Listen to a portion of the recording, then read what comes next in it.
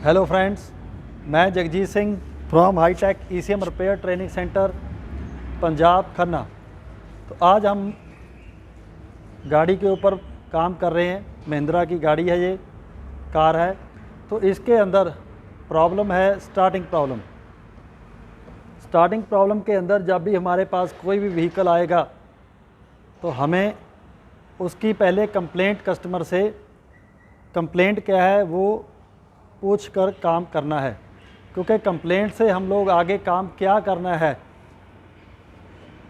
हम लोग बिल्कुल परफेक्ट काम कर सकते हैं। तो हमारी ये बुक है बेसिक ऑफ मैकाट्रॉनिक। इसके अंदर हमने डायग्नोज फिलॉसफी एक चैप्टर है, उसके अंदर हमने कैसे काम करना है लिखा भी हुआ है। और हम लोग वीडियोस लेके आते हैं जो मैंने इसके अंदर हमारी टीम ने, जो Hitech automotive skill development academy की टीम ने अपने एक्सपीरियंस से इस बुक के अंदर जो लिखा हुआ है उसके पॉइंट्स जो इसमें लिखे हुए हैं हम लोग प्रैक्टिकल आपको दिखा रहे हैं बार बार, ताकि आप इस बुक के साथ इस बुक को बार बार रीड करोगे, वैसे आप लोग आगे आगे काम बढ़िया कर सकते हो। क्योंकि एक बार बुक को रीड करने के साथ नहीं समझ में आएगा, क्योंकि इसमें हमारा प्रैक्टिकल और हमारा अनुभव लिखा हुआ है। हो सकता है उस तरीके का फॉल्ट आपके पास कब आए और आप उस फॉल्ट के ऊपर कैसे काम करो, अलग हो सकता है आपका और हमारा मेथड काम करने का। तो इसलिए आप इसको बार बार रीड करके हम लोग आपको वीडियोस देते रहते हैं एक एक पॉइंट्स के ऊपर। अब मेरे पास ये व्हीकल्स आया तो इसके साथ मैंने बुक के अंदर भी आपको डायग्नोज फिलॉसफी के अंदर लिखा हुआ है कि हमें पहले कस्टमर से कंप्लेंट क्या है। इसमें मेरे पास कंप्लेंट है starting problem after some time, मतलब इसके अंदर आधा घंटा गाड़ी को स्टार्ट रखें, जहाँ इसको ऑन रोड ट्राई लें, उसके बाद ये ऑटोमेटिकली बंद हो जाती है। तो बंद होने के बहुत से कारण हो सकते हैं। उसके लिए हम लोगों ने इसको स्कैन किया। स्कैन में इसके कोई भी फॉल्ट नहीं आ रहा था, कोई भी हमारे पास फॉल्ट नहीं आ रहा था। तो अभी हमें गैस के साथ काम करना है। गैस क्या है? डीजल से रिलेटेड फॉल्ट हो सकता है, केम सेंसर के रिलेटेड फॉल्ट हो सकता है, क्रैंक सेंसर से रिलेटेड फॉल्ट हो सकता है, या डीजल के फ्लो में प्रॉब्लम हो सकती है। तो कोड हमारे पास कोई नहीं आ रहा। तो इस केस में हमने इस पे कैसे काम किया, इसकी हमने ट्राई ली गाड़ी की। ट्राई लेते हुए ये गाड़ी बंद हुई। ट्राई लेने के बाद हमने चेक क्या किया, इसके अंदर हमने आरपीएम चेक किए। आरपीएम हमें क्रैंक सेंसर देता है। ओके, आरपीएम क्रैंक सेंसर देता है। एक्चुअल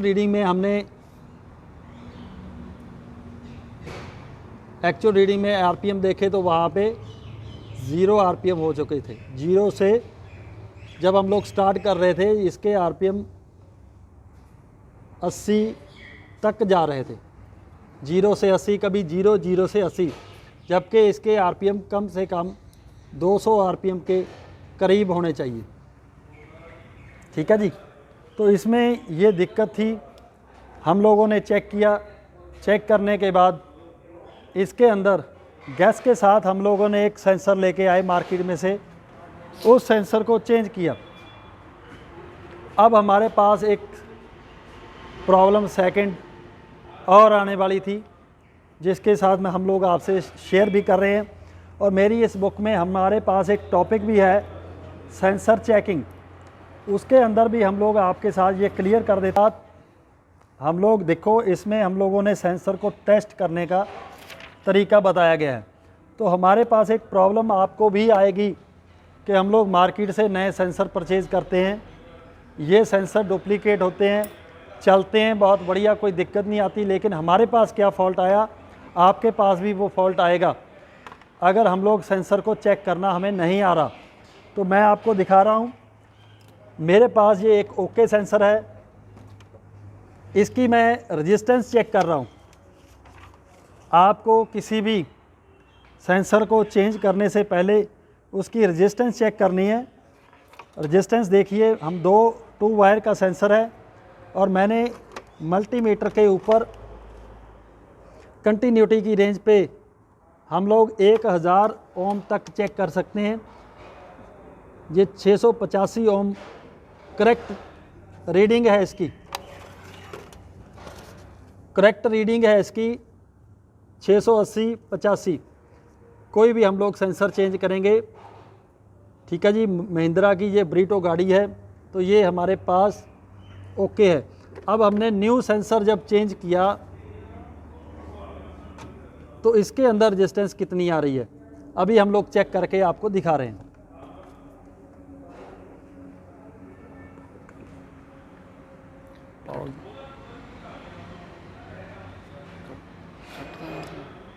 ये देखिए मेरे पास हम लोगों ने ये चेक किया 780 ओम रेजिस्टेंस आ रही है न्यू ECM की, न्यू सेंसर की। तो भाई ये सेंसर हमने चेंज किया, चेंज करने के बाद ये सेंसर हमने चेंज किया न्यू, तो इसकी रेजिस्टेंस ये आ रही है ओके। सेंसर की रेजिस्टेंस ये आनी चाहिए थी। अब इसमें हमारे पास 100 ओम रेजिस्टेंस का डिफरेंस है। तो इस रेजिस्टेंस के कारण, न्यू सेंसर डालने के कारण हमारा व्हीकल इंजन हमारा स्टार्ट नहीं हुआ। तो इसका ये कारण है, इसका जो डिफरेंस है ये किसी किसी सेंसर में चल जाता है, जैसे मैंने अपनी बुक में लिखा भी हुआ है, लेकिन इस इंजन के अंदर ये चल नहीं रहा।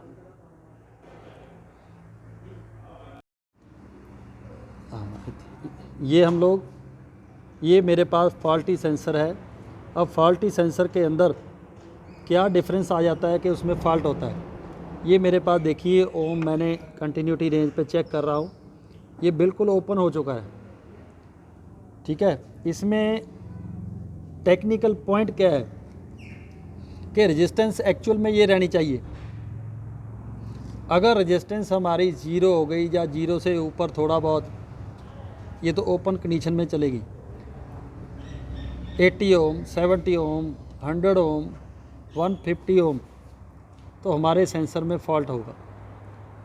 ये हमारा एक टेक्निकल पॉइंट है। अगर हम लोग सेंसर को इस तरीके से चेक कर लेते हैं, गर्म होकर सेंसर क्या करता है, ये रेजिस्टेंस उसकी कम हो जाती है। ये है फॉल्ट। किसी भी सेंसर को अगर आपके पास गर्म होकर गाड़ी काम छोड़ रही है तो हम लोग उसकी रेजिस्टेंस चेक कर सकते हैं।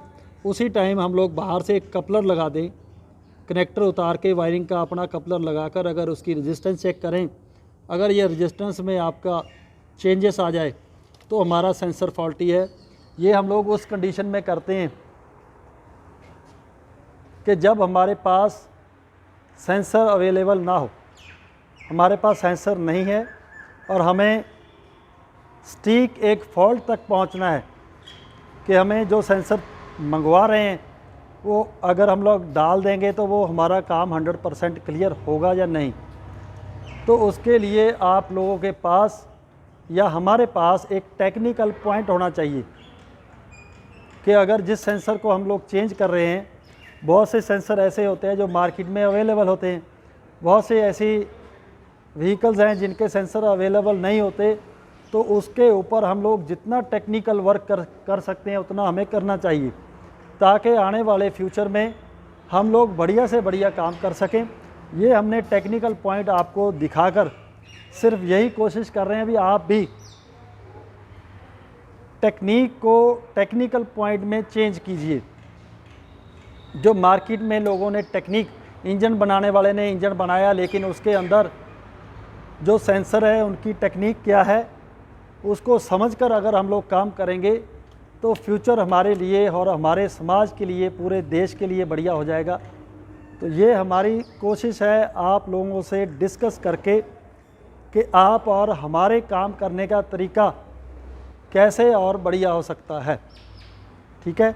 कभी भी हम लोग सेंसर चेंज करते हैं तो उसके पीछे एक लॉजिक होना चाहिए कि सेंसर को क्यों चेंज कर रहे हैं। कभी भी नया सेंसर डालते हैं, हमें इतनी प्रॉब्लम आई, देना वो सेंसर सर, नया सेंसर। नया सेंसर इसको ताइवानी बोल देते हैं, चाइनीज़ बोल देते हैं। जेन्युइन सेंसर के ऊपर ये मेरे पास जेन्युइन सेंसर है। अगर हम लोगों ने इसकी रेजिस्टेंस चेक नहीं की होती तो हम लोग क्या करते। मेरे पास ये व्हीकल आया है, इसके अंदर सेंसर चेंज करके देखा, यही सेंसर, उसके बाद वायरिंग चेक की, उसके बाद ईसीएम रिपेयर, इसका ईसीएम भी चेंज करके देखा। हम लोग यहाँ पे ईसीएम रिपेयर करते हैं, इलेक्ट्रिकल वर्क के ऊपर काम करते हैं और मैकेनिकल काम करते हैं। तो हम लोगों ने जब सेंसर की रेजिस्टेंस चेक की, ये सेंसर की रेजिस्टेंस जेन्युइन सेंसर से डिफरेंस थी 100 ओम, जो मैंने यहाँ पे दिखाया। तो हम लोगों को, अगर हम लोग ये काम पे रिसर्च नहीं करेंगे तो हम लोग भी वैसे ही काम करेंगे, इसमें फिर हमारा टाइम वेस्ट होता है, हमारा टाइम वेस्ट होता है। तो ये था हमारा आज का टॉपिक। और मैं आपको बुक के अंदर भी दिखा देता हूँ एक हमारा टेक्निकल पॉइंट, जिसके बारे में हम लोगों ने ये वीडियो आपके साथ शेयर की है कि मैंने यहाँ पे लिखा हुआ है 860 ओम आनी चाहिए थी रेजिस्टेंस, लेकिन 150 ओम आ रही है। सेम इसी तरह जो हम लोग, ये मैंने महिंद्रा स्कॉर्पियो में लिखा हुआ है। तो ये मेरे पास ब्रीटो गाड़ी है, इसके अंदर सेंसर की शेप अलग है, रेजिस्टेंस अलग है, लेकिन ताजुब की बात यह है कि 100 ओम मैंने बहुत से सेंसरों में देखा, 100 ओम ऊपर या नीचे रेजिस्टेंस में स्टार्टिंग में कोई दिक्कत नहीं आती। लेकिन बहुत से ऐसे सेंसर हैं, ये गाड़ी की डिपेंड करता है कंपनी के ऊपर, मैन्युफैक्चर के ऊपर, कि हमारे पास जो रेजिस्टेंस ऊपर नीचे 100 ओम तक के 100 ओम का अगर डिफरेंस आ जाए तो हमारे इंजन की स्टार्टिंग में डिफरेंस आ जाता है, फॉल्ट आ जाता है। तो ये था हमारा आज का टॉपिक, सेंसर के ऊपर कैसे हम लोगों ने फॉल्टी सेंसर के अंदर आपको 2 टॉपिक क्लियर किए। एक तो सेंसर में स्टार्टिंग प्रॉब्लम थी, क्रैंक सेंसर में फॉल्ट था, जो हमने जजमेंट के साथ काम किया, स्कैनर के साथ सिर्फ आरपीएम देखकर। दूसरा था कि सेंसर में भी फॉल्ट हो सकता है, ये आप लोग आगे से ध्यान रखना। Okay, thank you.